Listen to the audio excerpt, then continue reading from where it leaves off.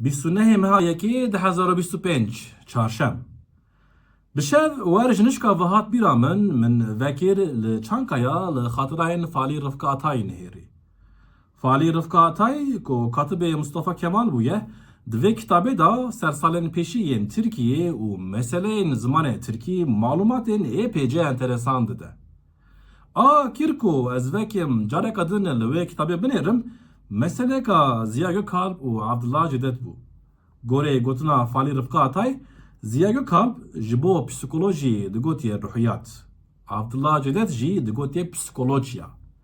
Bi vê mantıqê Ziya Go ji psikolog ra digotiye ruhiyatçı. Abdullah Cevdet jî digotiye psikolojiyayê.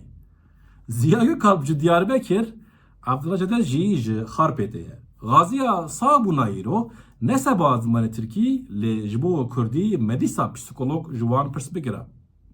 Herhal vê Ziya Go bigota derûnnas û Abdullah Cevdet jî wê düz direkt bigota psikolog. Ez bixa li hêla Abdullah Cevdet disekirim. Terciha min jî psikolog e yani. Di hinek meseleyan da ji Kurdîzekirnê hez nakim. Ji derûnnasê hez nakim. Dibînim mesela, dibînim hinek nabêjin mîmar lê dibêjin avaysaz. Ew jî bi min ecêb tê.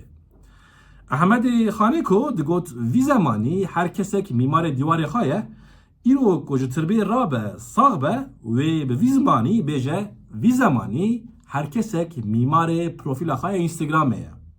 Texmîn nakim ku bêje avaysaz. Ha hîpotez, ha faraziye. Texmîn nakim.